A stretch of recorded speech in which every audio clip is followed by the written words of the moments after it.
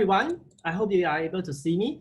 My name is Samuel here. I'm a Director of Digital Channels and Strategic Alliances. Thank you SMEICC, the Chinese Chamber of Commerce, for this invite for GETS to actually share with you on what it takes to be a digital trader. Before we actually continue with for me to introduce the first speaker, I'd like to encourage everybody to ask questions along the way. So ask questions in the Q&A panel. If you have any issues, just need to move your mouse down to the bottom and then you will see the Q&A window pop up under the Zoom panel. So keep the questions coming. We'll address them at the end of the presentation today. If we are unable to address the questions, we can always share the answers via email with everybody. So without further ado, I'd like to introduce our first speaker. My first speaker is Mr. Mike Yap. He's the Vice President of Products, Compliance Services and Mass Market Sales. He'll be giving you a very quick overview of what GETS Asia Private Limited is all about. So thank you, Mike. I can see you. Please proceed. Thank you very much. Hi, good afternoon, everybody. I hope you can see my screen well, and I hope you had a good lunch. And today, I think I'm very pleased that I have many of my colleagues who are experts in their own area. We will be sharing with you how you can actually transform your your supply chain business onto a digital platform.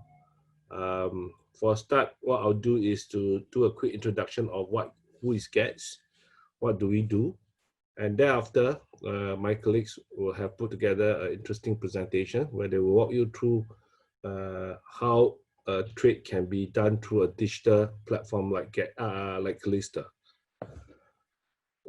GETS is a 100% subsidiary of Crimson Logic, who in turn is owned 70% by PSA and 30% by Enterprise Singapore. I think with the whole government ownership, many times not only we focus on the commercial aspect of the business, but we also do have some national interests at heart, where we have constantly worked closely with many of the Singapore community to help to make Singapore a hub for the rest of the world. And for GETS, our mission is really to power the global trade connectivity. And in the next few slides, I will share with you how we plan to do that. So I think we understand that in any supply chain, there are many different parties involved, and it can be very complicated.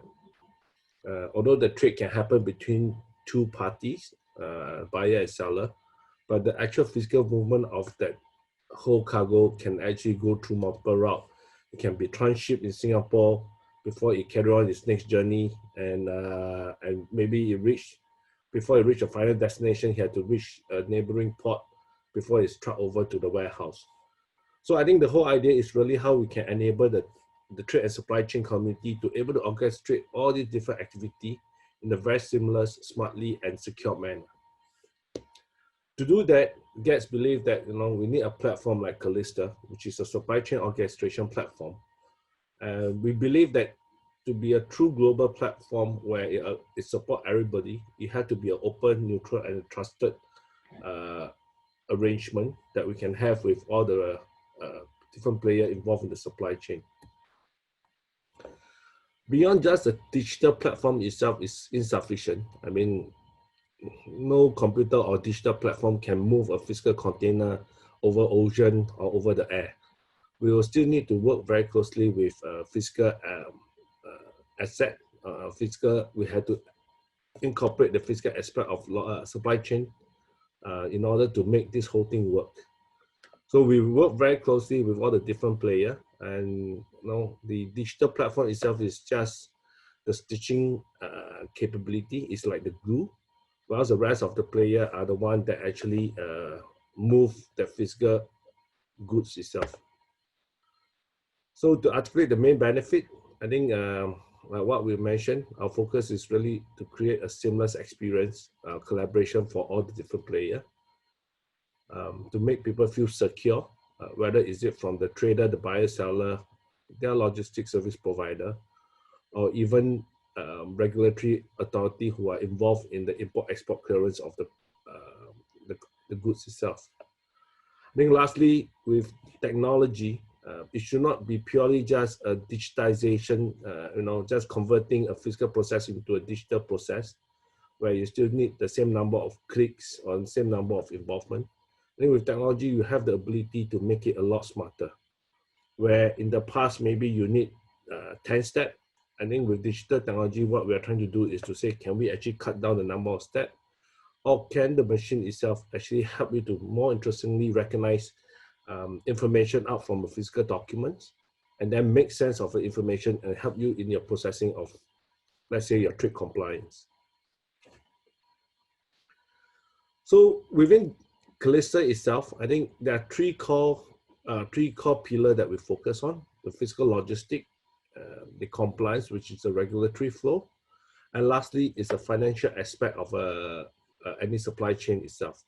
It's only with these three different flow integrated that you are able to achieve that whole seamless, secure benefit. So on this platform, you can book multiple. You can book freight on multiple modal. You are able to submit documents at one source, and it is able to be populated into multiple nodes, whether is it for import, export. You have aggregated all the different services related to financial services, so you have a choice, and it makes it a lot easier when you want to be able to compare and find the best deal.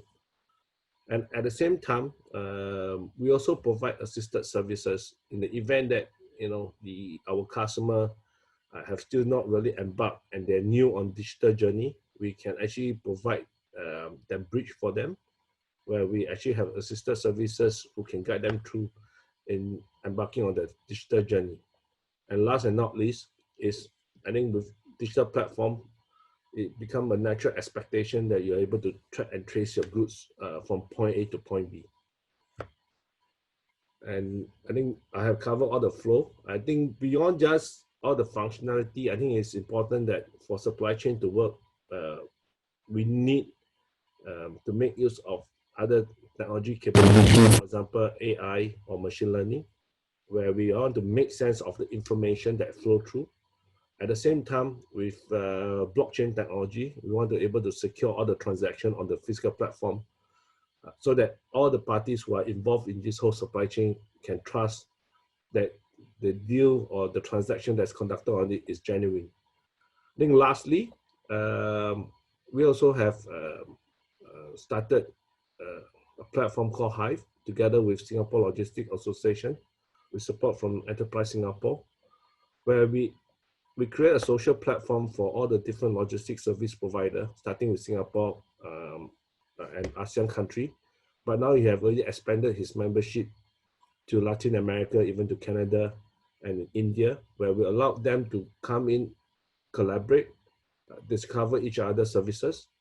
And very much the profile of our user in Hive are mostly SME. What we want them to do is through this partnership and social network, they can actually establish and augment, their capability by leveraging on the partners they have identified on the platform. So let me go into more detail on each of those three areas that I have covered. For example, in compliance, logistics, and finance. So when it comes to compliance, what we are trying to do in Calista is to make the whole regulatory filing a very simple and simplified process, where we try to eliminate all the complication in terms of the need for people to understand all the complicated requirement of each of the local country itself. And we try to standardize in terms of how information should be shared, so that, and we create using technology to create that whole integration so that we can achieve a high level of automation. Currently on our compliance, not only we have that platform capability, we also have plugged ourselves into 61 different country nodes. So we allow people who join the Calista platform are able to share and reuse most of the data that they have input, and so that there is no need for re-entry of the data, which will then eventually result in terms of consistency and less complication or compound from the regulatory authority. And very much we also make use of technology like OCR AI, which I'll show you here. This is a typical automation process that we have put in place to help our client who need regulatory filing. We have to cater for clients who actually have physical document where we are making our technology like OCR AI to help them to digitize. Thereafter, I think we always need to understand, for example, you want to export to Thailand, and we need to know the import procedure of Thailand and what is the type of data that require. So the transformation phase is where we transform the data we collected into the format that is required for Thailand, for example. And we actually incorporate all the business rules for the user as well. And lastly, through the node that we have established electronically, we are able to submit them. So coming on to the logistics side of things, I think these are the key points we would like you to remember. It is a digital platform that supports freight booking. And what is more important is that it's one-stop shop where you can come in and access to all the over 80 different leading carriers and MVOCC who are currently providing the shipping services. At the same time, we have 70% of the Singapore hauliers currently using our platform. And we also provide batch booking capability from the Europe node. We support 15 carriers in terms of dangerous goods booking. And we're able to do a global track and trace leveraging not only on Calista established connection, but as well as our parentage, for example, like PSA and Crimson Logic. And lastly, we are able also to offer you advanced port solution like forward hubbing. Beyond just helping you with your operation flow in terms of your shipping needs, we have also recently rolled out Calista Freight Exchange. It's a marketplace that's very much dedicated for the logistics service provider around the world to come in and collaborate among themselves to allow them to promote each other's services. I think the key is really allowing them to stitch up all their services so that they can offer to their customer a door-to-door service. And I think this is very attractive, especially for SME, logistics service provider. And at the same time, it also, once they are able to stitch up, it will also benefit the SME shipper as well, where they don't have to go to large MNC or large service provider. They can be dependent on their local service provider to do this end-to-end supply chain orchestration. On the same platform itself, I think we have features like personalized microsite, where we allow logistics service provider to create their own freight portal, where then they can invite their own customer to come in.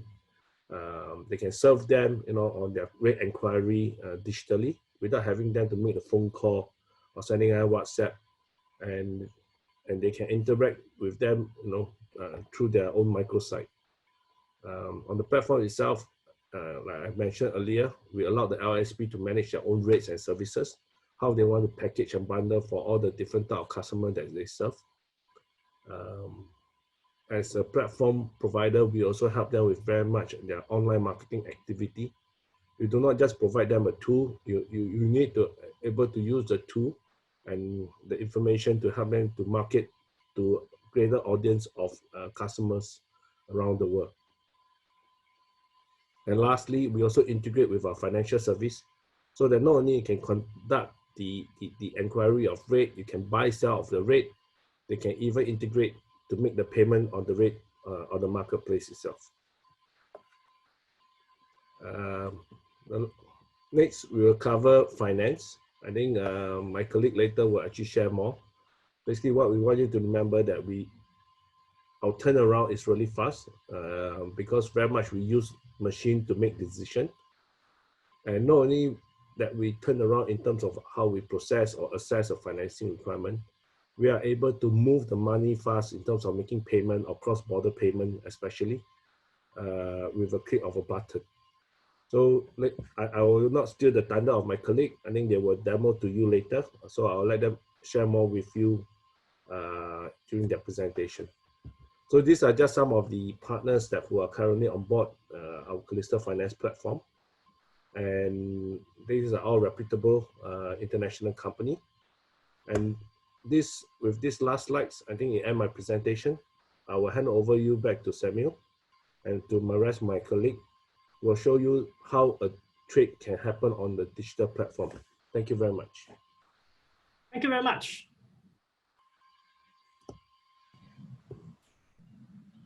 Thank you very much, Mike. It was a very good, insightful summary of what GETS is all about. Today is a Friday afternoon, right? Friday, we need to be a bit more relaxed. We have worked hard for the past week. Some of us are working from home, some of us are working from office, but no matter where you are, we just want everybody to, have a bit of a relax, to actually, enjoy this webinar without too much stress. So we have actually set up a few quizzes and polls to break the monotony of our presentations so that we can engage everybody. You can engage you all to be involved. So can I trouble everybody, all the participants today, to go to your web browser, whether it's your desktop or your smartphone, and enter menti.com under the URL. Then you can enter this code 2995050. Alternatively, you can scan the QR code, which will bring you directly to the quiz, or you can enter the bit.ly here. So several methods for you to access the QR, to access the quiz. The first quick survey, the question we are asking is, how challenging is it going to be for traders, whether you're a trader, you're a manufacturer, you're an importer, exporter, distributor, etc. How challenging is it for you when you engage in international trade? So share with us your thoughts about this.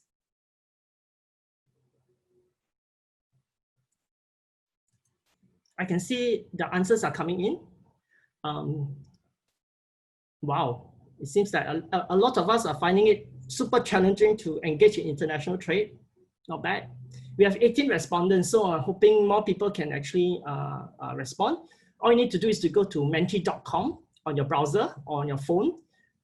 Open up your Safari, open up your Google Chrome, go to menti.com and enter this magical number 2995050. Well, it seems like a lot of our friends at Chinese Chamber, a lot of the members who are at this webinar, you're finding it quite challenging. The average seems to be on the high side, between 4 to 5.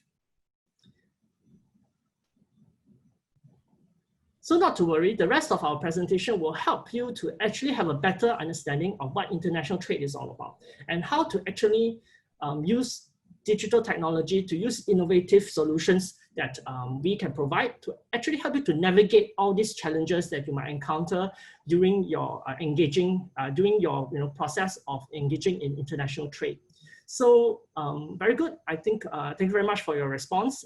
There'll be more of such Menti questions coming up. So keep your Menti screen on. I will progress to the next part of the presentation. So in order for us to continue, I'd like to introduce you to this concept called a user journey. In a lot of startups, in a lot of new innovation and technology, you always keep hearing this term user journey, user journey. User journey is very important. It helps us to map out our processes. It helps us to put ourselves in the shoes of many stakeholders who are part of that whole process that we are talking about. So today, the process that we want to explore is international trade. And who is engaging in international trade? We are focusing from the trader and manufacturer point of view. People who need to import and export after they manufacture, or if they are distributors, there will be the trader community, which I believe most of our attendees of this webinar, you belong to this group of people. So to help us to visualize this international trade. So to help us to visualize this user trade journey, we kind of brainstormed and actually map out 4 stages of this user journey for a trader and manufacturer. So as you can see on the screen, why I have an image of a gentleman scratching his head is to symbolize that this entire process is actually quite complex. It actually resonates very well with the poll findings that you just did earlier on. It is not a simple process. There's a lot of complicated things that we need to take note. But rest assured, throughout this presentation, we'll always help you to address, we'll always go back to the challenges and how our solutions will be able to help you to mitigate these challenges. So just to summarize, everybody bear in mind, our program today is broken up into 4 parts, and is no coincidence that these 4 parts of our presentation is in line with the 4 steps of digital international trader user journey. So the first step is to, if you want to kick off your process of engaging in international trade, you will need to find out what are the custom requirements. You need to find out what are the restrictions, what are the tariffs involved in the product that you're going to bring in or the product that you're going to export. So the second part is the physical logistics part, the part whereby you need to book your freight services, whereby you engage a carrier, be it a sea freight carrier or an air cargo carrier, or even a land carrier for cross-border trucking, etc. You engage services with the logistics service provider. Then the third part comes the complicated part, very manual, very tedious, declaring of customs. And then the final leg, we always tend to forget that we need to finance our operations, right? We need to finance our trade. We need to pay people, we need to receive payments, etc. So the 4th step is definitely talking about cash flow, talking about finance, talking about how you can move your funds overseas, how you can apply for financing to fund your invoices and cash flow. So bear in mind this 4-step user journey. We are going to map these 4 steps of the user journey for an international trader and share with you typically how do people actually kick off this process. Even today, even now in our so-called very connected, very digital world, a lot of our processes are still very manual, including international trade. So a lot of our traders, when they conduct step 1 to step 4, they're actually going through a very manual process or a less digital process, so to speak. Even if you go to a website to find out information, you go to a customs website to find out information for step 1, or you ask your friends, or you ask your fellow freight forwarders. This process, even though you're using online medium, it's still very manual. You still have to do it a lot of the discovery yourself. You have to go and find out information, etc. Even booking a cargo space, you call, you email, you go through google.com to search for somebody, and then you call. You go through Yellow Pages, or you ask your friends to refer a logistics service provider who might be able to help you fulfill that logistic aspect of your international trade. Then when you want to file customs declaration, sometimes you have to do it, if you want to do it by yourself, or you have to call your freight forwarder to help you to do it, they'll charge you money and then you're going to cost more. And then for the last portion, which is the finance part, right? You have to go through, you have to contact your banks, you have to contact financiers to, or you go to remittance companies and other financial institutions to fulfill your financial requirements. But what if we tell you that there's actually a digital way to do it? There are portals, there's digital portals that GETS has actually built, whether we built it ourselves or with our partners, to help you to become a trader digitally. You can do it yourself, or even your logistics service provider, your favorite freight forwarder can also be on board on the platform to embrace this digital aspect of the user journey. So for example, step 1, our user portal will be able to give you 24/7 global advisory. It's like a robot, digital robot, to help you to solve all your digital questions that you might have before you even embark on the trade. So step 1 will be addressed later by my colleague, Jin Cheng.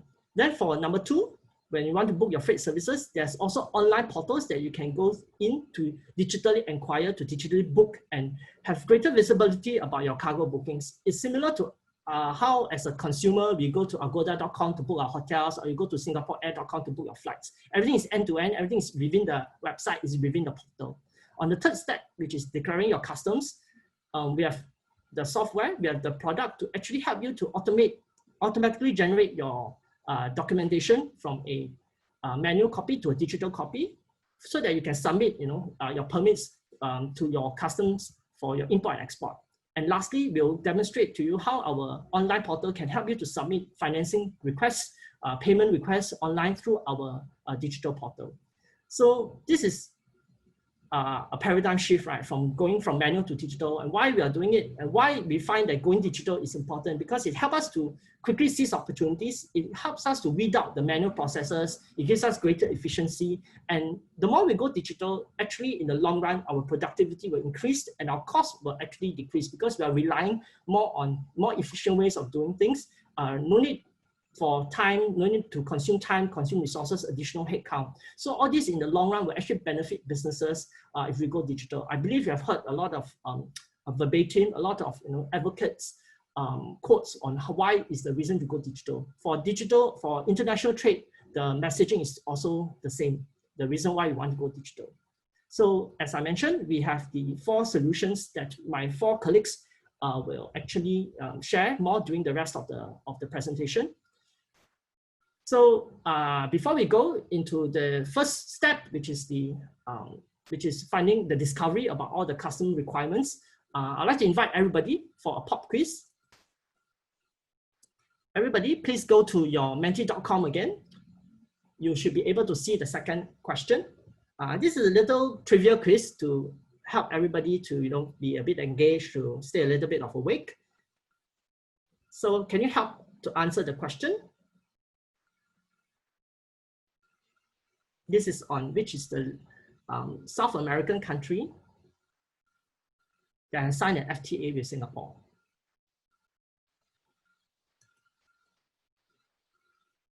Well, nobody's choosing Ecuador. Looks like it's a tough fight between Chile and Argentina. Looks like a soccer match.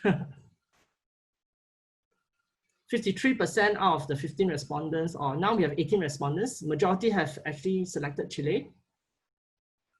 So no cheating, no going to Google to search. Interesting. Most of us are actually have chosen Chile as the answer. So let me review the correct answer. The correct answer is yes, Chile is the country, is a South American country that has signed an FTA with Singapore. Why is this significant? Why Chile is going to have, I'm going to review the answer why Chile is chosen for this question. Okay, let's go to our next question. So go to, you should be able to see the second question now if you refresh your Mentimeter screen on your browser. I'm going to ask this question. Particular SG import item forecast to grow from 187 million to 1.4 billion in 2021 within a span of about 13, 14 years. Yes, grown extremely rapidly.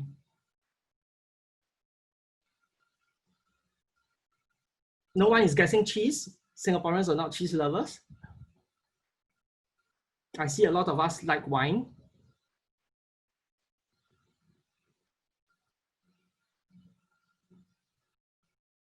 Encourage everybody to participate in this quiz. It helps you to break the monotony of the presentation, make the presentation doesn't seem so serious and boring. Okay, it looks like most of us are actually thinking that wine is the highest growth item from 2008 to 2021 as an import item into Singapore. So the answer actually is wine. Very good. So most of us got the right answer. So the answer is wine, even though I'm guessing surgical mask might catch up very soon within the next few months because of our current situation, right? But yeah, wine is definitely the right answer for this poll. And why we want to talk about wine is I want to actually bring us into this case study. We'll use this case study of importing wine from Chile to Singapore to demonstrate how we can use our digital platform to go through the 4 steps of an international trader, of a digital international trader. So just to recap the 4 steps, first is finding out customs requirements. Second is booking of cargo space with your carriers or freight service providers. Third is declaring customs declarations. And the 4th is on applying for payments and financing. So in order for us to continue with our presentation, this case study will be the theme that is going to be talked about by all my 4 speakers for the rest of the 4 speakers. Each of them will take on a persona, a role of each of these 4 under each of the 4 steps. So there will be an entrepreneur who is a wine importer. He will employ a logistician, his favorite logistics service provider from Red and White Cargo. And then the entrepreneur will have an operations manager to help him with the custom declarations, and also the finance manager to help him with all financial matters. So without further ado, I will go to another poll again. This is, I promise, the last poll for before we introduce our next speaker. So go to Menti again, enter this code, and then we have a poll before I invite our first speaker for this 4-step process. So how does your company acquire or manage your trade and customs know-how?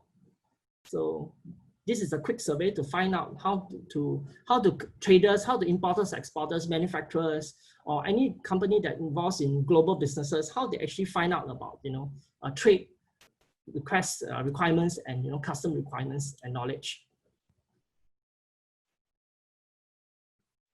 So good. Most of us actually have intrinsic knowledge that we built up over the years.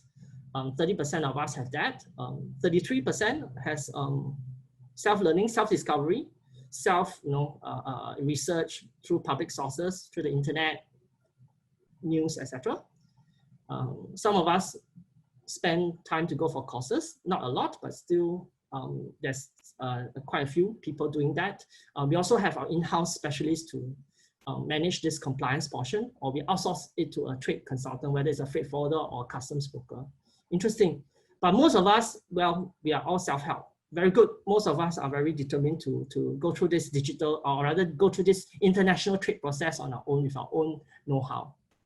Interesting. So this leads me to our first segment. I'm going to introduce to you Jin Cheng. Jin Cheng is our product manager. He's also doubling up as the entrepreneur who is the wine importer. Jin Cheng, you can unmute yourself. So he's going to, share with us step one of the process about discovering all the customs requirements that it takes to import wine from Chile, and using his knowledge to share with you how we can do it digitally. So over to you, Jin Cheng. Thanks, Samuel. So yes, you can call me Jin Cheng. So I'm the product manager in GET. So actually I'm leading on this product that I'm going to share. So for this presentation, I'm playing the role of entrepreneur in this wine company, Wine Global Private Limited. So this company is really about importing wine into Singapore, selling wine here in this market. So I've started seeing interest in wine from Chile in the Singapore market. In fact, I think in the earlier slide you can see that Chile wine is actually in fact projected to grow significantly in Singapore market. So there is definitely business opportunity in this area, especially for this country, wine from this country. So of course, I think importing wine or importing products from a new country is never simple. I think there's a lot of work needed, a lot of research work needed to understand what it takes to move goods over into Singapore. So I've don't know where to find it. Back then, how I do it is definitely going to Google, start to search around, trying to understand what are the trade requirements, what are the free trade agreements, what are the tariffs involved, what are the licenses, for example, that is needed to actually move from one country out to a new country. So, but recently I came across this product called Calista Intelligent Advisory. I've signed it up, and this is how I'm going to actually find out information about moving wine from Chile into Singapore. So here, I log into the to Calista, where I can actually access to the Intelligent Advisory in service. So here, let me start to put in country of origin as Chile. Here I can put in Singapore. Okay, and let me go next. Here I have the product, the wine product that I'm interested to import. So bought this from a manufacturer in Chile. So in fact, I cannot even pronounce the name. So what I'm going to do here is really to search. First is to definitely find out what HS code it is. And because HS code is always the basis of how customs requirements is based on. I think that is always the first level. Here, what I can actually search is really the list of the HS code in for the local country. In this case, would be Singapore, of course. So let's say, of course, if I start to change the different countries, I can start to see the HS code specifically for another country. Here, let me go in. I can start to see information on the HS code which I've selected. I can see the duties and taxes. Okay, and great. I think there are no additional duties, export duties that I need to move wine from Chile down to Singapore. Here, of course, I think the free trade agreement in this case doesn't apply to wine for moving from Chile to Singapore. Okay, let's see. In terms of documentations, what do I need to look at? Here, quite standard bill of lading, commercial invoice, certain things quite standard. Maybe I would want to look at the export declaration, since I might be exploring, you know, X works in code terms.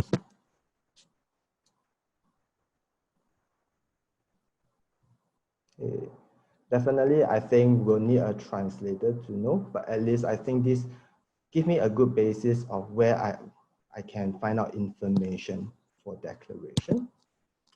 Now let's look at the import side. I think this is probably pretty standard for me, since I'm a wine importer in Singapore for a few years. So I'm pretty familiar with the inward declaration form, etc. Let's go down to the formalities, which I can actually look through, you know, what are the controls required for example, things like licenses, special notes that I need to take note when moving a type of product.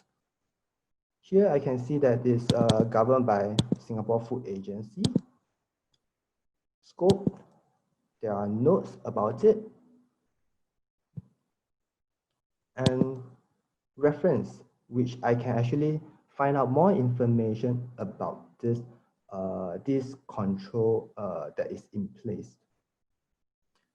So now, great, I have found the information that I needed.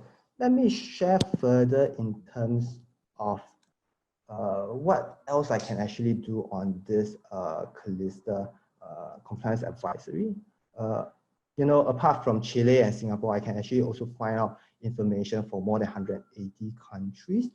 You know, pretty much almost all the countries that is on the harmonized system with HS codes, I can actually find out information.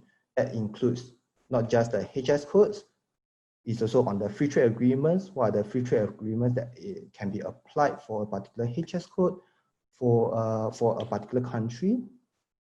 What are the documentations, both import and export, and of course the controls that I mentioned earlier.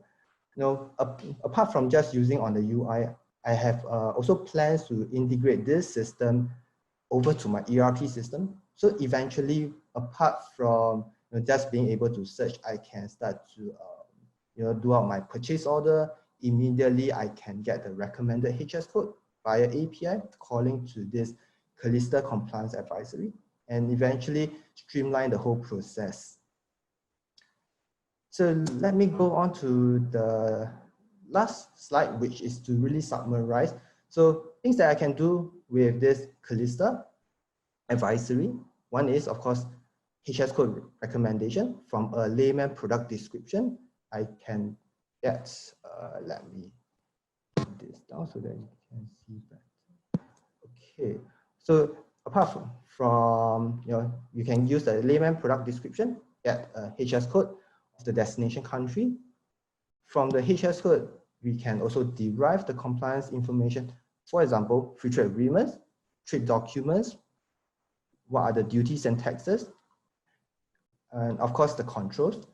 And soon to come, we have the landed cost calculator, which is really also leveraging on our big data that we can get from the trade compliance information. So by passing in the cargo values, the origin and destination, and a few more information about your shipment, for example, like the freight cost and insurance cost, we can actually determine and tell what is the tax rate, what is the duties that is payable in exact amount, as well as the total landed cost. Okay, great. I have found out all the information necessary to move goods from, wine from Chile to Singapore. Now I'm going to finalize my deal with my Chile manufacturer. And of course, then now I need to arrange for freight with my regular freight forwarder, Red and Wine Red and White Cargo Private Limited. Thank you, Jin Cheng. That was a very insightful sharing about Calista Intelligent Advisory. I think this one-stop digital advisor helps us to become very, a very single one-stop place to find out all about the trade and custom requirements that we need to, to find out without going through a lot of different sources. There's a one-stop source that we can actually access and do our searches, to do our, find out all the information that we need before we actually conduct the import or the export. So thank you very much, Jing Chen. And now the next step is actually to book our, after we find out all the requirements, we need to finalize we have already finalized the shipment that we want from our winery in Chile to import into Singapore. So now we need to work with a logistics service provider to actually book the freight. So Jin Chen's favorite logistics service provider is Red and White Cargo Private Limited. But before we actually go to the next stage, next step, let us have another pop quiz, another survey.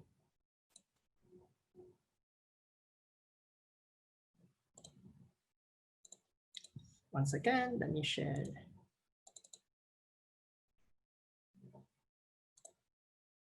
So go to the Menti page again. You will see that the survey has refreshed to question number 4. Question number 4, we are going to ask you, how you typically book your freight. If you need to do import and export, if you need to move your goods from one country to another, how do you actually book your freight? There are 3 answers there. Please select your most frequent method, your most frequent option. Cool. It seems that most of us make use of a logistics service provider to help us to do our, not only for the cargo booking, but also for the peripheral services. Some of you, a small amount, percentage of people are responding that they book directly with the cargo carrier, whether it's the airline or the land or the sea cargo provider. A very tiny portion actually book through logistics service providers for cargo space only. Good, interesting. So with this piece of information, I think it's appropriate for me to actually introduce our next speaker. His name is Mr. Yong Yao. Yong Yao is a senior client solutions specialist from GETS, but he's also going to double up in a different role today. He's also going to double up as a logistician of Red and White Cargo. So let me invite Yong Yao to share his screen and also his video. Thank you very much, Yong Yao. Thanks, Samuel. So hi, everyone. I'm Yong Yao from the Client Solutions team.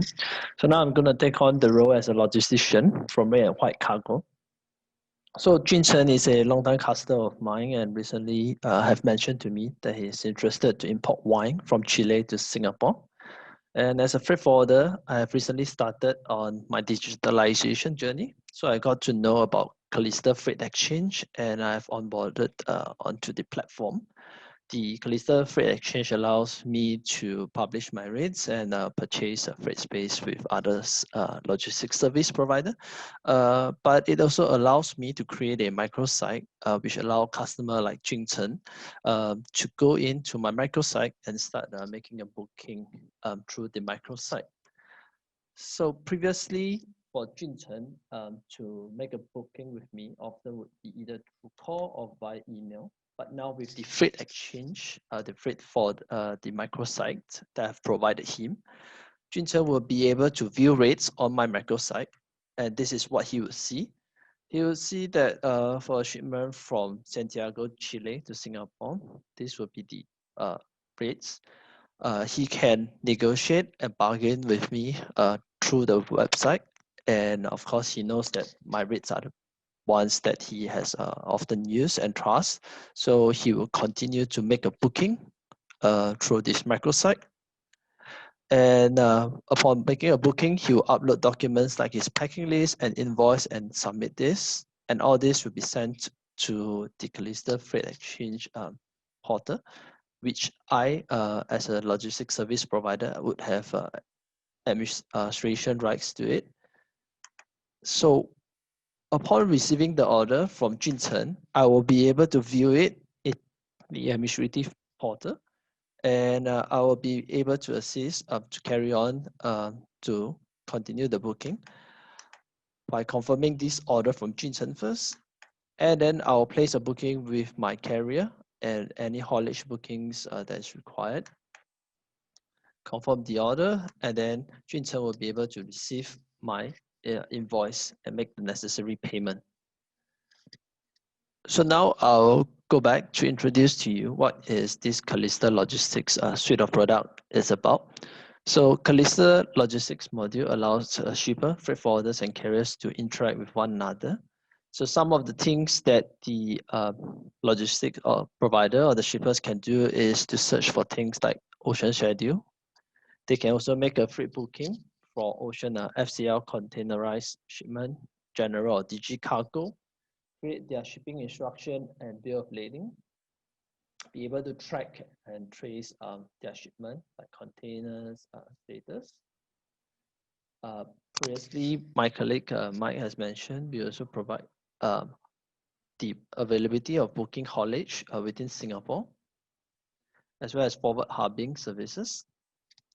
And of course, me previously as the role that I role played as the logistics service provider, we have the Callista Freight Exchange, which allow logistics service provider to publish their rates into a marketplace, purchase freight space from each other, and then providing a microsite for their customers to make booking with them directly.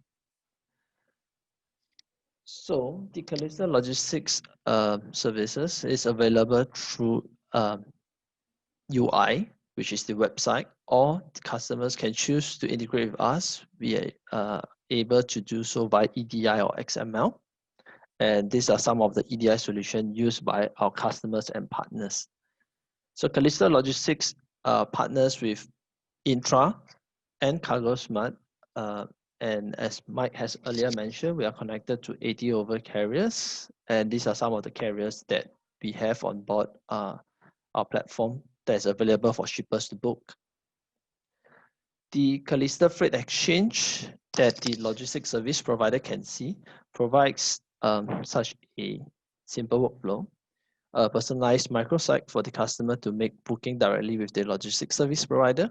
And as a logistics service provider, I can orchestrate between myself and another logistics service provider, and then purchase and negotiate for freight purchases between two logistics service providers. This is the freight forwarders microsite that we have shown you earlier on. So how does this freight exchange changes things in the digital world? So previously, like I mentioned, Junchen would often have to request for quotes for me via phone or via email, manually source for partners, the rates as a logistics service provider. I need to maintain the Excel file. I need to confirm the booking with my carriers via phone or email. There's a lack of visibility in terms of the cash flow, and I have to pay through the traditional payment mode. So in the digital world, everything can be done now through this Callista Logistics platform.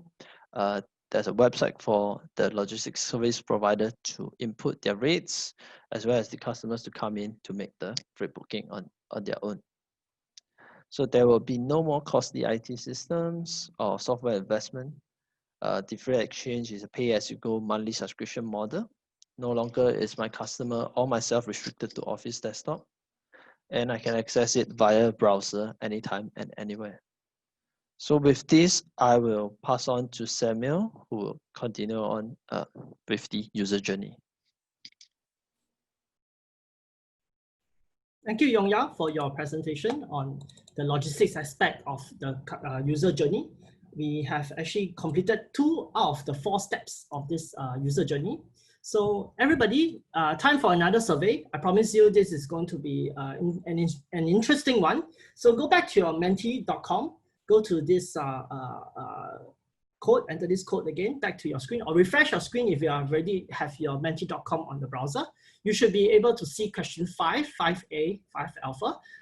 This question requires you to slide the answers so that you can actually, answer and share with us, how often do you encounter these issues when you actually file your customs declaration, whether it's for import or export for your customs declarations. these are some of the issues that we know people face. But how often, how serious, how much of this bothers you as a trader, as an international trader? So do answer this question. And let's take a look at the results.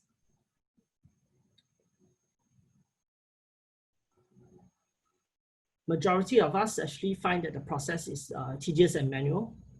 Understandably so, because there's a lot of complications, a lot of requirements from the various customs. If it's some country that you always trade with, maybe you're more familiar, but if it's a brand new country, for example, like in Jincheng, the wine importers example, he's actually going to trade with a wine exporter in Chile. That'll be his first time, so he might need to navigate a lot of complicated data, a lot of complicated paperwork to get this customs declaration done, completed. So sometimes it may cost a little bit more because you need to hire more resources to do it, or you get people, a lot of manual work, a lot of data entry to file all this through the Singapore customs. If you need to file the import declarations, etc. So costs may be involved, and as things are more manual, the error rates could increase, resulting in maybe even your cargo gets held up at the ports, right, before they're being released for your pickup. So if we go digital, there could be more opportunities for you to increase the efficiencies so that the cost will go down. The process may not be tedious anymore because you're converting it from a manual process to a digital process, and with digital, the error rates ought to be decreasing. So with all this in mind, with all these concepts in mind, I'd like to introduce the next speaker. He is going to be taking on the role of an operations manager at Wine Global Private Limited. He's Mr. Muhammad Uwais. At GETS, he's actually our senior product manager.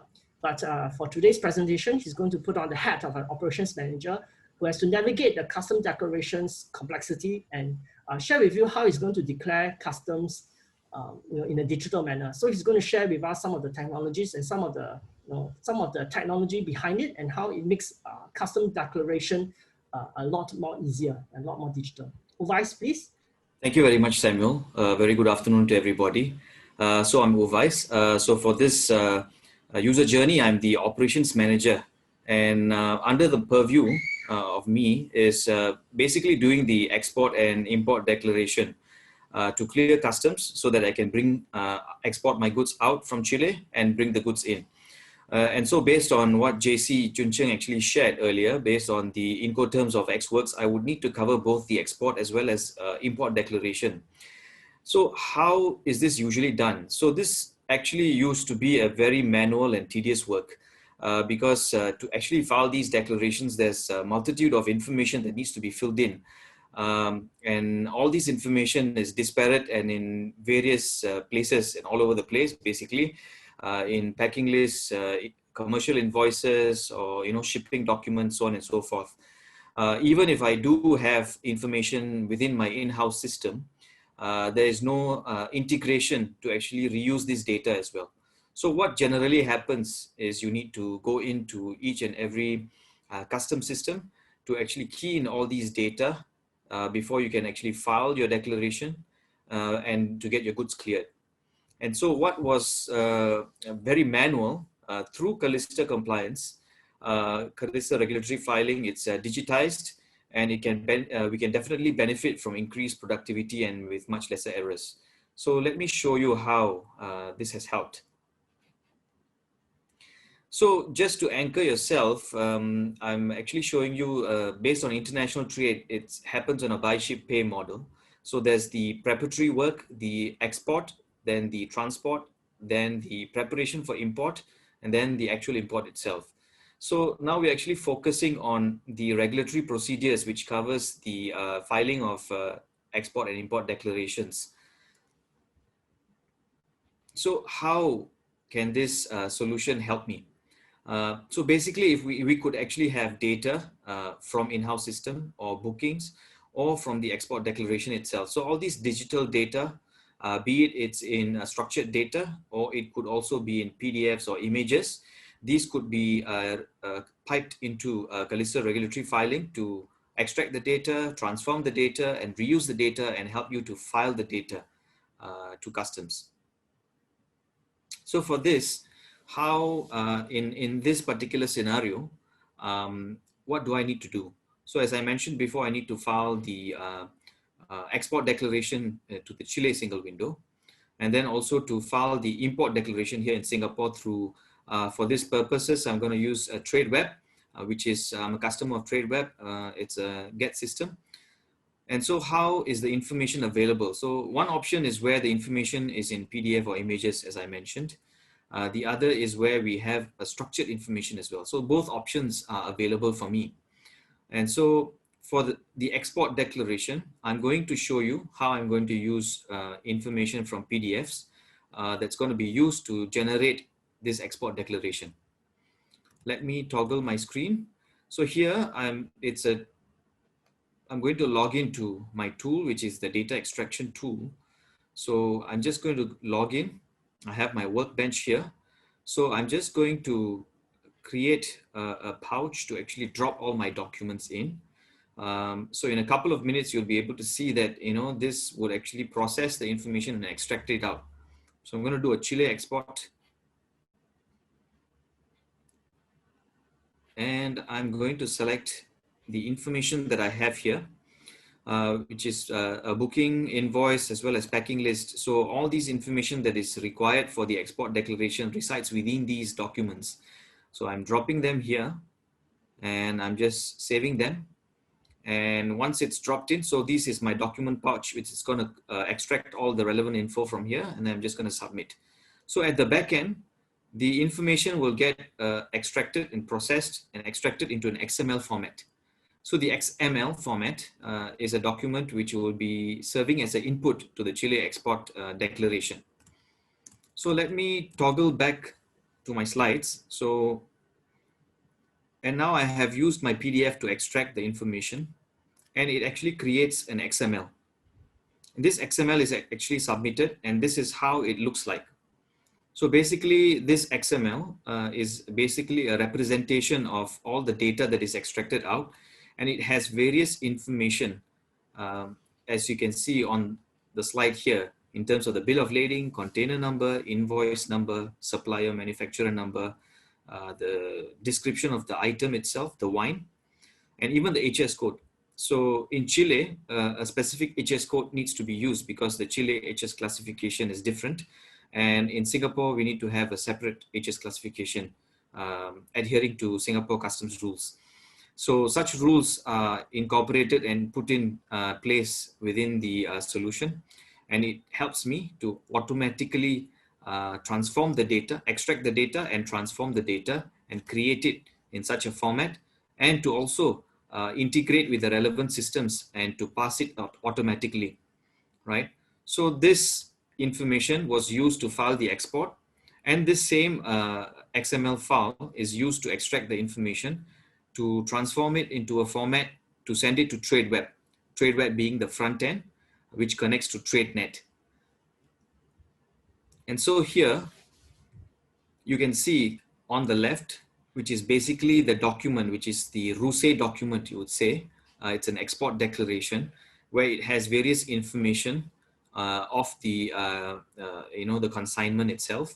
And all the data is mapped automatically by the solution and extracted and populated in TradeWeb itself. So the HS code, the description, the value of the item, container transport details, so on and so forth. So there are other business rules and logics that can also be put in place. For example, a similar type of items, you have multiple items, it can actually be consolidated, computed, so on and so forth, and segregated as well based on controlling agencies. So with this, I'd like to toggle back.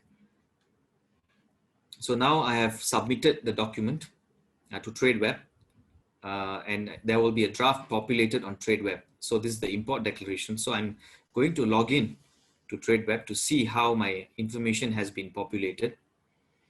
So this is TradeWeb. I'm going into drafts, and here for today, there's a draft created. So that was my shipment. And so I navigate into the data that has been already populated. So you can see the information of the declarant, the cargo information, the party information, which was there in the documents, the PDF documents, such as the importer, the freight forwarder, so on and so forth, the container information, the transport information, the invoice information, the item information. So this was the translated HS code for Singapore. Even the description, the unit of measure is all populated as per Singapore Customs guidelines, and also the value as well. So there was a conversion that happened here as well. So the original consignment was in USD, and this has been converted to Singapore dollars as well. So such things are automatically calculated. The data is extracted and it's populated. And prior to this solution, I would have to key in all this information manually before I can do a submit. Now all I have to do is reuse the data that is already there in the electronic documents. And then with the auto population of all these drafts, I can just verify and click save and submit the declaration, which actually leads to a lot of productivity gains, and it really frees up my time to do other things. And with that, I've come to the end of my segment, and I'd like to hand this over to Samuel to continue.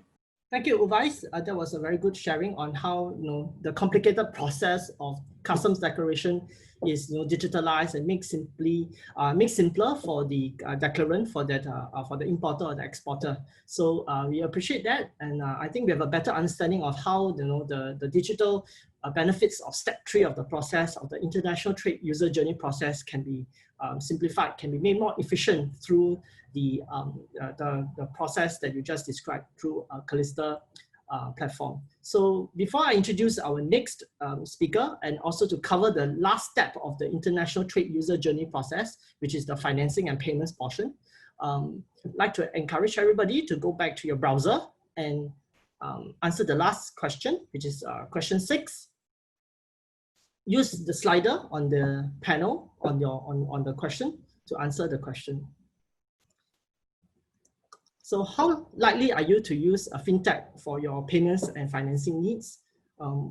We are familiar with banks, we are familiar with traditional financial institutions, but fintechs are booming. Fintechs are growing in the past few years, especially in Singapore, because we are the forefront of finance and forefront of technology as an economy, as a country. So I want to poll everybody to see how likely are you to use a fintech for your payments and financing needs. So the higher the number, the more likely you are going to engage a fintech to help you with this, as opposed to banks and traditional financial institutes. So it seems like the meter, the counter is leaning towards more than 5.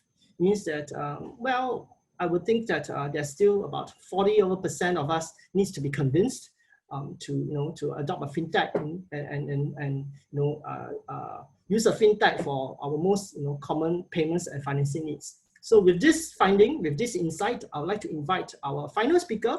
He's a guest, he's our fintech director, Mr. Alex. For today's presentation, he's going to take on the persona, the role of a finance manager or the finance director at the Wine Global Private Limited. So Alex, I hope your presentation will be able to help us to address this insight that only 57% of, that the score is only 5.7%. We still need to convince 4.3 of the population to use a fintech. So take it away, Alex. Yeah, definitely. Actually, I just want to share my slides right now. Yes, please.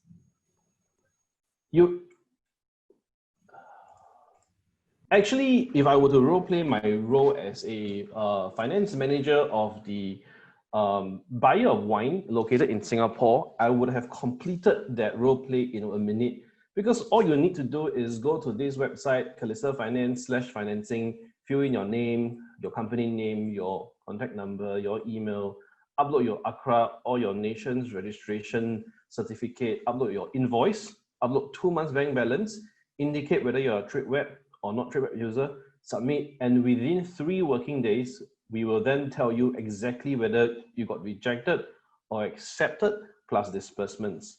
So that's the end of the demo, but lucky we have some slides here. I just want to make sure that I explain carefully why we are so fast and fuss-free. I put this up in red because you can remember the URL. It's going to be very precious for you to go to this URL to apply for financing or to make payments. Why are we so quick? The first thing is, what's fast? Is fast 1 week, 2 weeks, or is fast in days? Today, I will show you in a demo later, I will show you a secret, the secret to my backend platform that I don't really show people, but because of Samuel, I will show it. It's so fast, you can see that I'm able to access a loan in 20 minutes and real money cash out for people. It's fast free. You don't have to do complex paperwork. All you need to do is that website, upload your invoice and 2 months bank payments. Interest is calculated per second, no early payments penalty. The solution is tailored for SMEs. Why SMEs may not have audited financial statements, may not have a lot of BGs and LCs. So we take a lot of all this information that was submitted in my previous products and we say, okay, we know you better. All right, you're our user. We increase your credit score and lower your cost of financing. The process is actually just one step. Apply, the rest is internal. We'll give you the money into your bank account. Really today, it's about unlocking cash flow through your invoice. Do not waste the power of an invoice. Give me a legitimate invoice. If you pass my credit score, I give you cash. We've done a few cases. Just want to highlight Indonesia, Singapore, China, Philippines, all okay, no problem. We have some testimonials here by your fellow SMEs, some of them larger. These are all on our website. So without further ado, I will show you the secret to why we are so fast. Now, actually what you can see right here is a backend platform that I can open up for you, but I will use it. Today, I am the finance department. I'm going to do a demo. Let's call it demo 1. I'm going to select an invoice. I'm going to select that I need this for 60 days perhaps. I'm going to upload an invoice. I'm going to upload bank statements, 2 months. I'm going to click submit. After this, what I'm going to do is I'm going to click submit right here. You're going to see immediately that this is on blockchain. What does being on blockchain means? Being on blockchain means the assessment, the security of the document is in its encryption strength. Everything is hashed. Take a look at this. This was submitted about 2 hours ago when I did my rehearsal with Samuel. This is now being registered to the blockchain. It'll be reflected in a short while, right? So as I click submit, what's going to happen is the blockchain will read these details. And after a while, it will turn active. There's going to be a awkward 1 to 2 minute silence because we are really doing this live. It's a magic show. We're going to put this on the blockchain. So as you can see, this is now registered. Take a look at this. It was about 40 seconds ago. So this is now on blockchain public. The assessment is happening as we speak. That's a miracle, right? So after a while, you'll see the legal and audits, right? Assume right now, this has passed. I'll come back to this in a short while so we don't waste time with the demo, right? All you need to do is to then go and cash it out. Money will be in your account. And all you have to do is to instruct us or to go to this platform, which will guide you later, to cash out. Look, I want to cash out to Singapore. I can select a list of countries here. I select my own bank account, and this is real money. So USD and send. In a few seconds, you will see success. So I've done a few live transactions here. So the secret that I want to share with you today is that everything here is on blockchain. Everything is hashed. This is why we are so fast. It is just one person, me and my team, operating this backend system. There is no other magic. It's all on blockchain. It's all digitalized. It's a super impressive credit score that can give SMEs the power of speed. That's why our SLA of 2 to 3 days is for real. So we come down to the last bit of the presentation. We want to tell you that today, whether you are a Chilean wine trader or you're F&B owner, all you need to do is give us your invoice, bank statements, 2 months, apply. You will see the power of our speed, and you will definitely benefit from unlocking the power of invoice in your cash flow. Samuel, thanks. Over to you.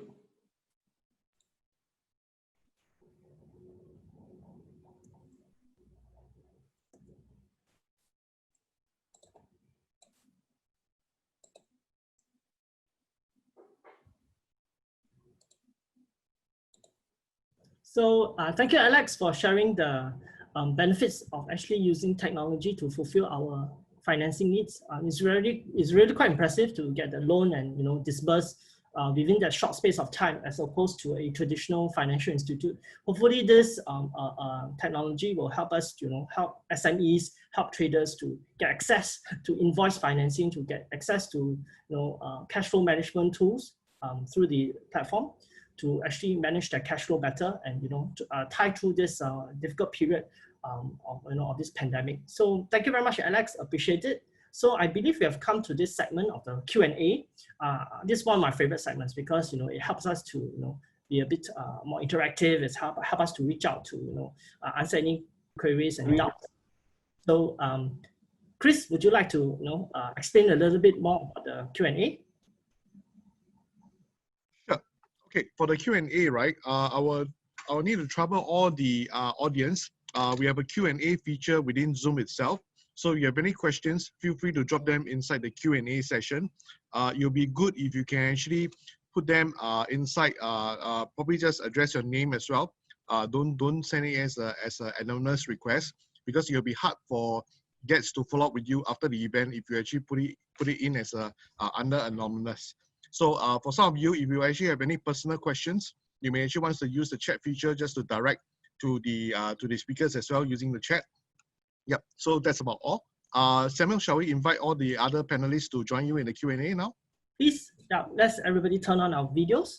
Sure. Maybe I can kick off this, the facilitation for this Q&A section. Maybe I can ask Alex. Alex is our last speaker, right? So maybe he's a bit more, fresh on his mind. So there's this question that is, I believe, directed at you with regards to the invoice. So one of our attendees is asking about invoice. Is it referring to the export invoice or import invoice? So I believe you have an answer. Would you be able to share? Both. Both. So is it the case that it means that Calista financing, that product that you just shared earlier on, it can be applied for all types of invoices? Yeah. Okay. Is there a certain type of restriction to the invoices? Fake invoice. Fake invoice. So it must be a legitimate invoice, right? So that needs to be determined by your engine. Is that correct? Mm. Okay, interesting. So I hope it answers Tina's question on whether the invoice is actually referring to the export invoice and import invoice. The answer is actually both invoices. Okay, let me see what's the next question that we can ask. Sorry, Samuel, just to be on to the earlier question, right? I think right in the minds of a lot of the traders, right, will be like what Mike, like what Alex actually rightly put up, is that there's a lot of so-called assessment being done.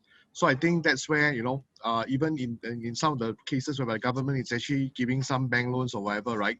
There's always this eligible criteria that's actually inside. So I think it's more to the trader side when wondering what are those things, because if it's going to be very strict or based on certain criteria, right, that they are not going to be qualified, so they will not want to waste their time. So I'm not too sure whether it's sensitive enough for Gets to share more about what are some of the assessment criteria. Alex, would you help, please? Sure. We do not have a list of criteria like banks and common FIs. What we do, however, is a mixture of 3 pillars of information. The first is your bank balance. If this bank balance is $1 and you have no proof of transactions in that bank, then the score will be adjusted down. A good set of bank transactions will be one with very active ins and outs, debits and credits. We can see a very strong source of funding. We can see strong source of inflow and outflow. We like that, even if the bank balance is low. So I'll give you an example. We have funded up to 20, 30, 40, 50K with a bank balance of less than 10K because we saw 100, 200K ins and outs. So it really depends on the quality of the banking records. That's one. Second, it's also about the type of invoice. it's not about whether it's import or export, it's about the type of goods. Today, if you are doing perishables, very quick perishables like bread, then the quality, the credit score will go lower. If you're dealing with high non-perishable, like gold, metal, and the price is not too fluctuating, then the credit score will go up. This is like common sense. It's very hard for me to put down in attributes. On the third one, it's really whether you're a user of CFX, Calista Freight Exchange, you're a user on TradeWeb. If you are, we know you better, we'll give you a higher score. If you're not, the score goes lower. At this moment, Samuel, I would like to take a point to mention that the GETS does not take risk on its balance sheet. We do this with our partners. We have a list of 4 to 5 partners on our website, and they on an aggregate agree to take on the scores of our credit engine. Over to you, Sam. Yeah, so on this note, one of our attendees is actually asking about the security about our fintech product. So our fintech product is, Alex, it seems very fast and very simple to use. Yeah. How secure is it? People are always concerned about cybersecurity, things, information getting hacked and etc. So if this is on the blockchain, public, how concerned should a user be with regards to security? Fortunately, being on a blockchain means it's the highest level of encryption already. But if the concern is security of, let's say, our servers, will our information be leaked out? We don't store any of your information on our hard disks and servers. Even if we do, like what Uvais mentioned, all our infrastructure has a certain level of infrastructure security. More information can be provided in writing through Samuel. We have those policies in mind. So we are aligned to what Uvais has shared as Crimson Logic gets as a company. Yes. Understand. Cool. Okay, I have a question that is probably best answered by Uvais and Stefan from the compliance pillar. The question is a bit long, but I would like to paraphrase it for you. Uvais, so one of our attendees is asking about the data translation accuracy rate. So is there any incidence of data extraction error from the PDF when it's translated into digital format? Are there incidents of data extraction error? And if there's such errors, how it will cascade down to error in downstream impact, right, for the shipping documents, for the customs declaration. So what are the incidences of these errors, and what are the mechanisms that your platform has in place to remedy these incidents? All right, thanks, Samuel. So in terms of the accuracy, it's definitely more than 80%. But of course, how do we achieve this 80% accuracy? Mainly is we have a training workbench where you can actually train the system to load in multiple formats of the same document, right? And then, multiple documents of the same format to actually map the source and target destination data elements. And of course, this can be reviewed, and over time it can be improved. And also, if there are any errors, then it can be corrected to say which of the data elements are not being correctly mapped. And then when you do these such corrections, this would then be effected and applied by the system. And for future submissions, it will also take effect.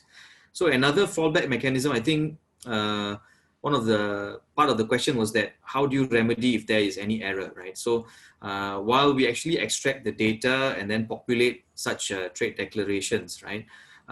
The onus is also on the declarant to also view the data. So he has an option to actually review the data. So rather than spending time to keying in all the data, everything is populated. So he has the option to review all these data and make any amendments even at that stage before the submission is done.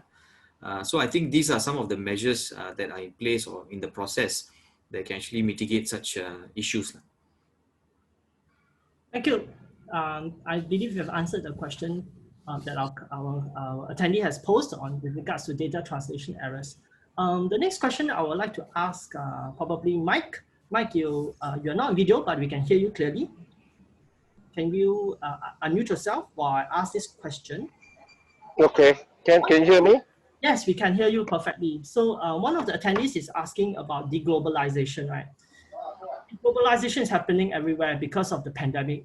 It used to be, though we are kind of decentralizing a lot of restrictions in place, etc. Right? So is e-trade facilities like Calista, is it still relevant? Is it still useful? For example, I think the user quoted an example. with trade wars, etc., US may not recognize the documents from China in the near future. So how would these negative situations or negative outlook affect the common acknowledgement of e-trade documents across regions? Mike, please. Thanks, Samuel. Yeah, I think we are going through a very uncertain era where not only we have trade tension between two largest economy in the world, at the same time, we also have a pandemic situation right now, and things get escalated as well. I mean, where everybody's out to look after themselves, securing whatever necessary supplies and all these things. I think I think through this whole trade tension and this whole pandemic, we actually observe the vulnerability of our current supply chain ecosystem, especially those people who operate in a non-digital manner, where they used to be very dependent on their trusted service provider or or whatever sources they have. There's non-digital to provide them with the know-how, and suddenly when such tension occur or pandemic occur, some of the supply chain have to stop because it just simply couldn't function anymore, and they're left with no option. But whilst we also have seen with digital platform like Calista, or what you term as e-trade, it actually provide you a lot more advanced information, even at a very fast speed. And knowing that, we can also, I mean, some of the trend that we have witnessed, especially because for GETS, we do not just operate out from Singapore. Currently, we have offices, we cover region in ASEAN, China. We are as far away as in US, Canada, in North America, where we have been there for the last 20 years. So maybe I'll use some example from North America to share with you. Recently with the tension, especially with the pandemic, two significant things occur. Firstly is you can see that the tariff rate suddenly increased overnight when President Trump decided to make a new announcement and impose new tariff rate.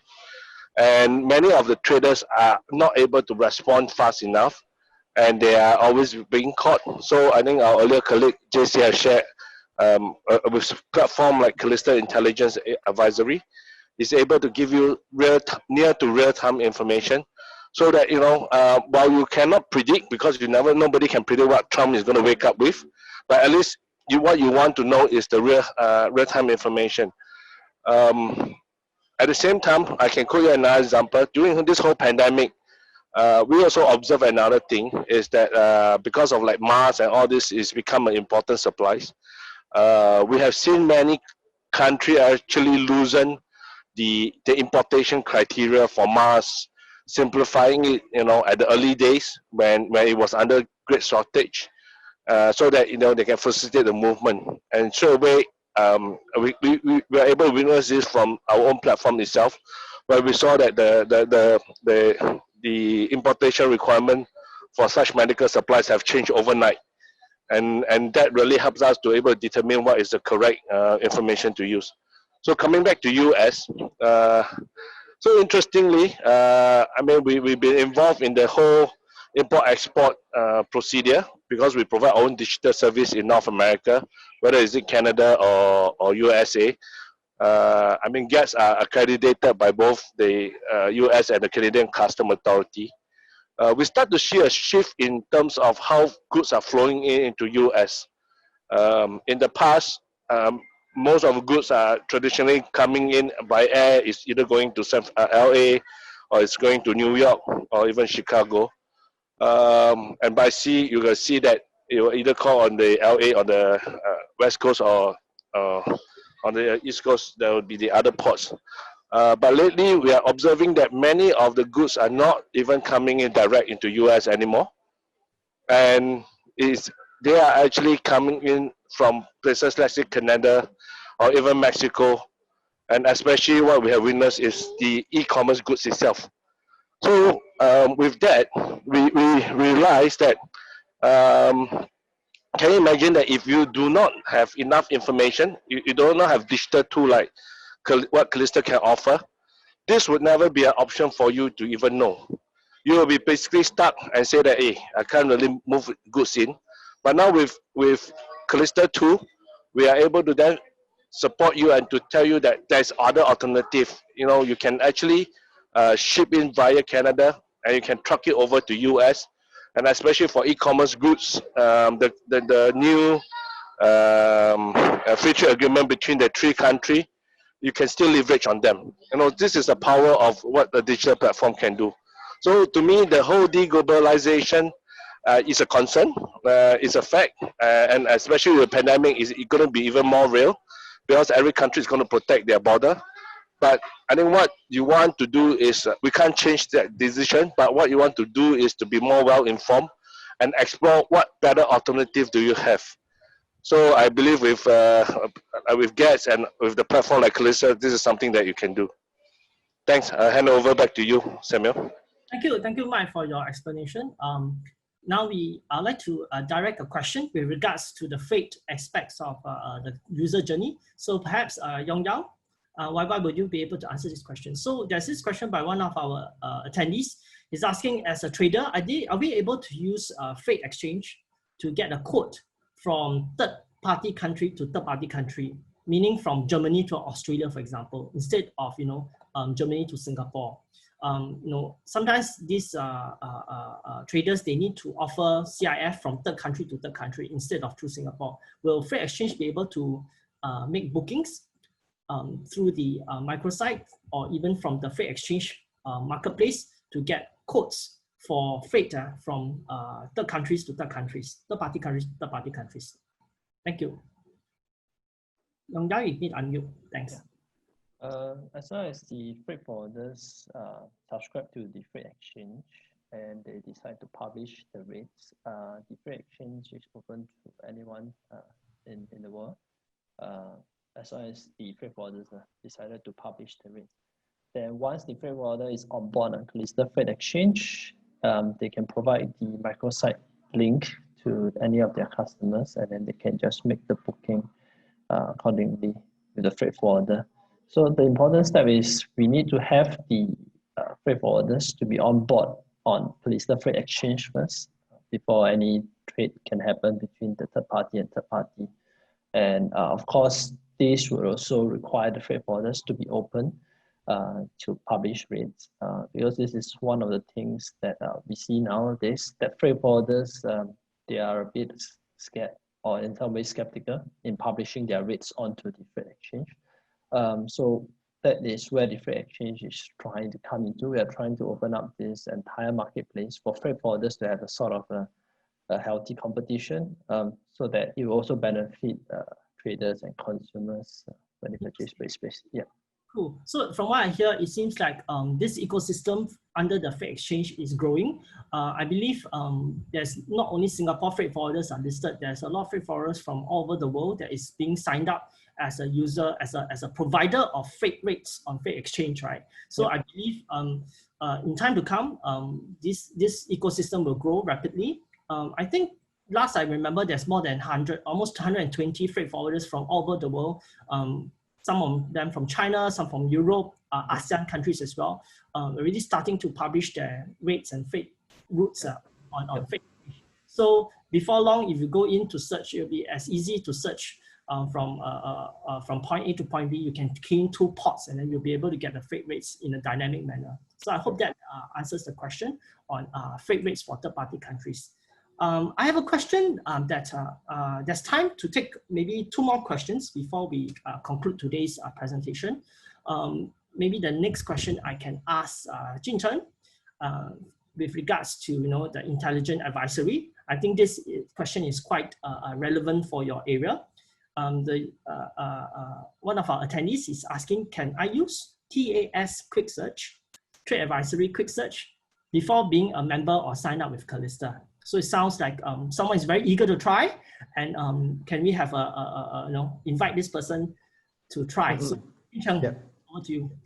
In fact, actually, I was typing the answer while I was explaining about the free percent. So, short answer is yes. You will need to sign up, but we are offering a free trial sign up to the audience today that attend here. So we will send you information on how to sign up this trial account so that you can actually have a try on how it is. Okay, so another question also pertaining to your area. I think based on the rate of questions being asked, this will probably be the last one, if not the second last question that we'll address. Juncheng, stay on. I'd like to ask you, how accurate is your HS code recommendation from your intelligent advisory? What is the technology behind? And I want to ask, add on to this question, this HS code recommendation, does it cover, how extensive is the coverage? Okay, last question is the easiest to answer. Okay, more than 180 countries. Wow. I think I shared earlier on. Okay, so, okay, going back to the accuracy is from 80 to 90%, but of course, it also really depends on the product description, as you can see from the demonstration. How it works is really using some of the technologies that you hear about, natural language processing, data science, which involve in the modeling. So how we actually goes about is really, gets been in the trade industry for many years. We have a lot of trade history, trade transaction, all this knowledge come in. We actually build a data science model based on all this data around the world to actually able to predict if you pass in a product description, let's say even Samsung S10, it will know that actually it is a mobile phone, and then hence it can classify into the relevant HS codes. Samsung S10 you will never be able to find in the HS description, and you will never, even a new mobile phone in the future. So that is actually pretty much how we derive. But of course, on the going back to the accuracy question, right? If, for example, if I put in a very generic description, for example, t-shirt. T-shirt can be classified into many different HS codes. Really depends on the material. For example, nylon versus cotton versus silk. It can go into the different HS code. Hence, the result may yield low maybe in your definition lower accuracy. But how we rank the result? Let's say if you just pass in the description t-shirt, it will goes by in majority what is the HS code that they declare. So this is how this technology works. Cool. Thank you so much. I think we will take one last question and then we will end off the Q&A. Since Alex is the last person to present, I think let's come full circle. Let's have the last question answered by you. I think this is a very interesting question. Everybody's probably thinking about it, but nobody dare to ask is how much is the interest rates for the trade financing? So I believe you answered it in the private chat. No worries. I can give it a shot. Share it with everybody. On average, I'm doing about 1% per month. This does not deviate from any non-bank lenders. In fact, we are slightly lower. With banking guarantee, with BG, with LC pledged to it, or with assets pledge, it comes down to about 5 to 7% per annum. So if you divide by 12, that's about 0.6, 0.7, right? So if you are high risk, you have really zero cash flow, you have really no assets, the rates will shoot up to about 18% per annum. So that's about the going of the market. Our moat is really no fuss, FUSS, very fast. That's who we stand for. Our rates compared to, let's say, normal banks will tend to be higher due to cost of funds. Banks have very low cost of funds because they take your money and you know how much they give you, right? So that's their low cost of funds. However, ours is about speed. So we really want to solve the problem in trade financing. Anytime you give us an invoice within 3 days, you know whether it's a yes and a no. And if it's a yes, money in your bank account. And that's a very happy thing. Cool. Thank you so much, Alex. That is really good information to know about the interest rates. I think we will get better understanding. Not only is the speed Calista financing is talking about fast, is also talking about, affordable, for short-term financing, 1 month, 2 months for your invoices. I think that's a good interest rate that we are talking about. Okay, so I think we have come to the end of the Q&A, and thank you everybody for your attention on a Friday afternoon. We don't want to drag on the session beyond what is we think is comfortable for everyone. I hope you all enjoyed the quizzes. I hope you all enjoyed the presentation. Thank you, everybody. Samuel, can I just jump in with one last question, actually? Oh, sure. One last question for this afternoon, sure. Sure. Okay, because on our side, right, Singapore MTI has been always signing free trade agreements with all the countries, right? So I'm just wondering, for all these free trade agreements, are they already somehow permeated within the Calista system, such that all the traders, when they actually go in with certain items, right, they will know that their item is actually applicable under the free trade agreements? I think we are quite up to date. Jin Cheng will probably be the best person to advocate that we are really, really up to date. So Jin Cheng. Okay, the answer is yes. We get it updated at the soonest. It's a mix of both, whether it is both automated, where actually we regularly fetch this data, and of course at the same time we have human eyeballs to actually, in the scenario that there are certain things that needs to be manually added, we actually also can handle it. So short answer back to your question is yes, we update it at is in a way real time. I would put it as at most 1 day of difference, 1 or 2 days of difference. I understand. I mean, Getz and Crimson Logic, we have been in the industry, we're talking about e-trade, global trade. So topics like FTA is definitely on our radar, on our eyeball. We better be on the latest updates, right, in order to advise our customers properly. So rest assured that all this information is, promptly updated, and we are able to translate that information to our customers in a very, very, updated manner.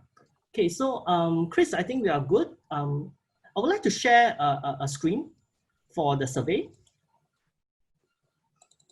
So I know a lot of people are interested to get a hold of the slides. So in order for us to facilitate the sharing of the slides with everyone who is interested in getting the information in a digital PDF format, please help us to complete this survey. You can either scan a QR code so that we have the information to email you the slides. You can either use the bit.ly or the QR code. So this is one way that you can get a copy of today's presentation. Yeah. So I'm going to leave this on for about 10 to 15 more seconds so that you can have access to this survey while I end off today's presentation by thanking everybody who has attended this webinar as an attendee. But most importantly, thank the Singapore Chinese Chamber of Commerce and Industry who has invited us to be a guest presenter. And we are the last item for the SMEICC week. 3 days worth of webinars. So we are very honored. We are very thankful for this opportunity. We hope to do more such sessions with SCCCI. We always have very close relationship with you guys. So please feel free to invite us again. And I will shamelessly say yes every time you invite us. So thank you everybody for your afternoon. Hope everybody will stay safe and have a good weekend ahead. So over to you, Chris, for further administration. Thank you. Thank you, Samuel. Thank you for Getz partnership in being involved in this year's SMEICC Live 2020. So I would like to thank the team as well, Mike, Jin Cheng, Yong Yao, Uwe, and Alex for your insightful analysis and valuable sharing. I believe everyone benefited from the team's insightful sharing and hope everyone has been inspired and gained new knowledge for the next future, especially as a digital trader. So without further ado, before we end the session, right, a quick announcement on the SCCCI membership. So do note that we have a special offer up to 21st of September. So if you require more information, please refer to the details on this screen. At this juncture, I would like to actually release a poll as well to in case you actually wants to be contacted with Getz immediately. So do feel free to actually indicate your response over here if you have actually missed out on scanning a QR code earlier. So if you actually indicate over here, we will actually so-called retrieve the information and share with Getz so that they can get in touch with you immediately after this event. Yeah. So I'll probably just leave this poll for another 10-20 seconds. So for you to leave your, indicate your interest. Yep.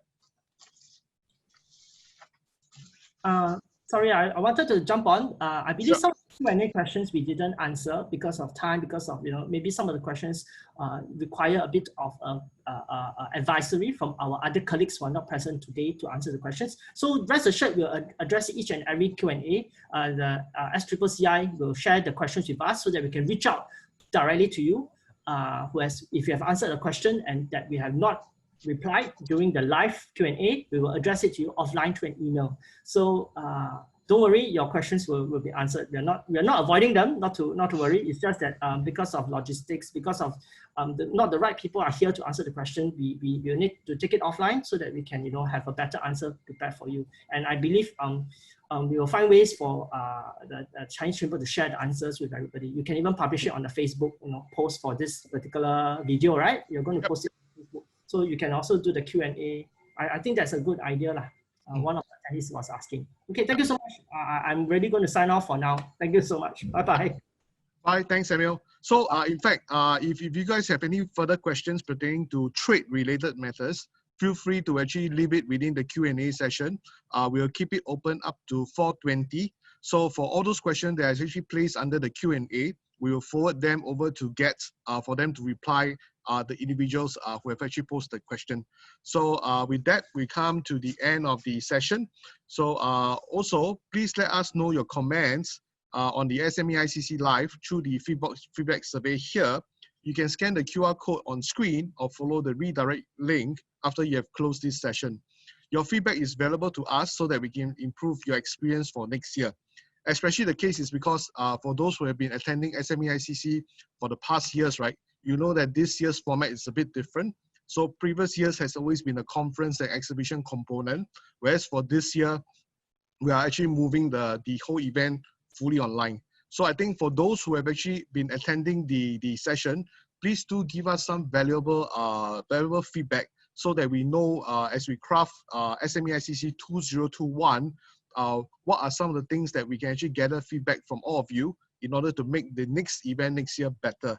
So with that, once again, I'd like to thank everyone for the support and participation over the 4 days. We look forward to seeing you at SMEICC 2021. Have a great evening ahead. Goodbye.